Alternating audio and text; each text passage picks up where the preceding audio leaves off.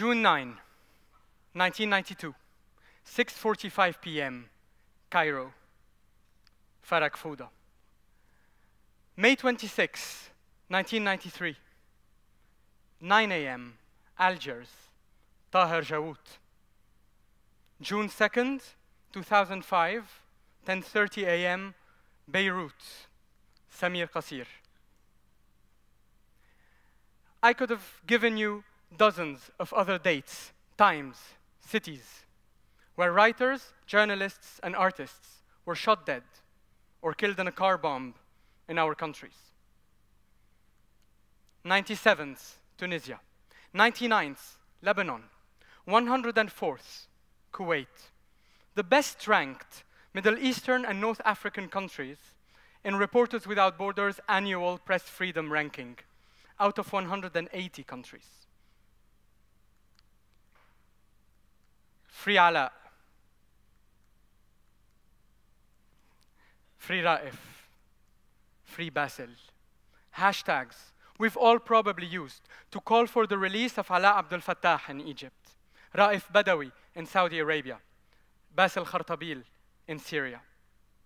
I won't bore you with more examples to highlight the very dark state of freedom of expression in our region.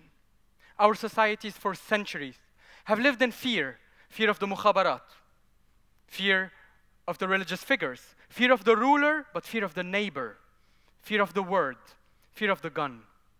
In Lebanon, we've never lived under dictatorship or autocracy, but we've had a political system based on sectarianism.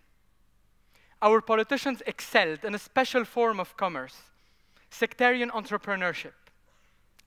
They thrived on making their supporters believe that the other is attacking them because of who they are, because of their identity. In return for the perception of being protected, citizens were forced to concede their right to good governance, to citizenship, to modernity. In this climate, freedom of ambition was always under siege, attacked by warlords and foreign armies, attacked by corruption and electoral arrangements. That's the dark side of the story, but it's not the full picture. Resistance exists. In 2005, the Cedar Revolution in Lebanon, or the Arab uprisings starting in Tunisia in 2010, led to the emergence of new actors that gave hope to young people that something new, something different is possible. In Tunisia, Intifada is an inspiration for young journalists across the region who dream of breaking taboos, and it's a model for new journalistic aesthetics. In Egypt, Mada Masr is probably the last ray of light for free press. In Jordan, Hibr is the space that has best resisted to self-censorship. In Lebanon, the Samir Kassir Foundation was established in 2006. It's become the largest freedom of expression organization in the Levant region. I am proud to have joined the Samir Kassir Foundation in September 2011. We've relentlessly monitored every violation targeting journalists, artists, media professionals in Lebanon, Syria, Jordan, and Palestine. We've provided legal and financial support to no less than 80 journalists and helped more than 1,000 build better skills to cover the most sensitive topics, from security institutions to religion, from LGBT issues to the refugee crisis. Yet today, I am concerned about our future.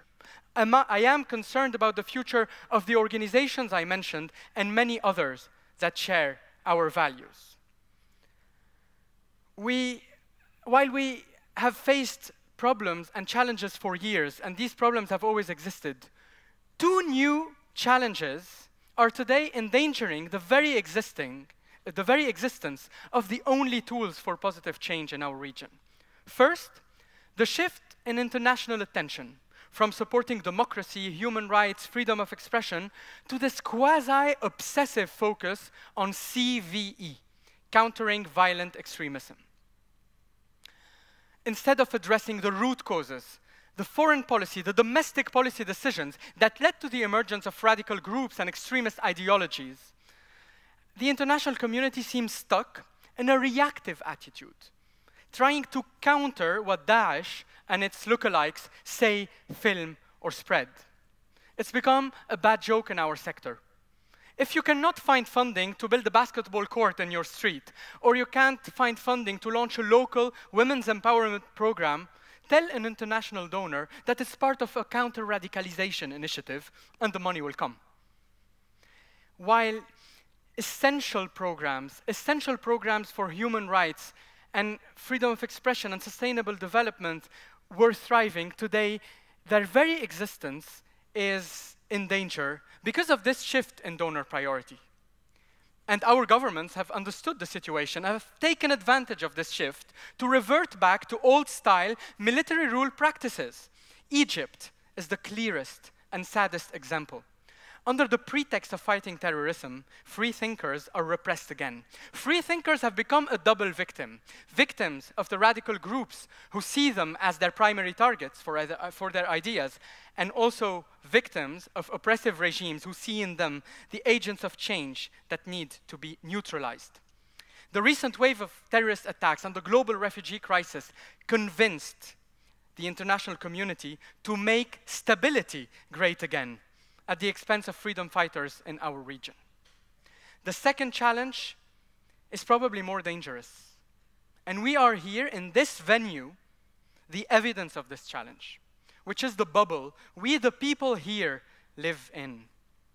You have probably more in common with me than with your next-door neighbor at home. The organizations I mentioned are often more connected to each other than to other organizations in their own countries. And civil and social networks have done nothing but exacerbate this problem. They connected us to people who think like us, act like us, talk like us. They gave us the feeling of comfort of not being alone. Yet, we've become disconnected from other segments of our society who didn't have the same opportunities. Given the political, the economic, and the security risks we are facing today, we cannot afford to remain in our bubble. And the way out of it, the way I chose, is to recognize that many of us engage in civil society, in NGOs, or even in journalism, because the political game was closed. NGOs, writing, civic initiatives were more open and seemed at some point as alternative ways to influence society, policies, and politics, which is what we've always wanted to do. But today's problems are in essence political. They require a political response. We need a political translation for the values and ideas we've been defending in civil society. This political translation means that my call for you today is not for all of us to move out of civil society into politics, but for those in civil society who are there just because they refrained from engaging in politics to break that bubble.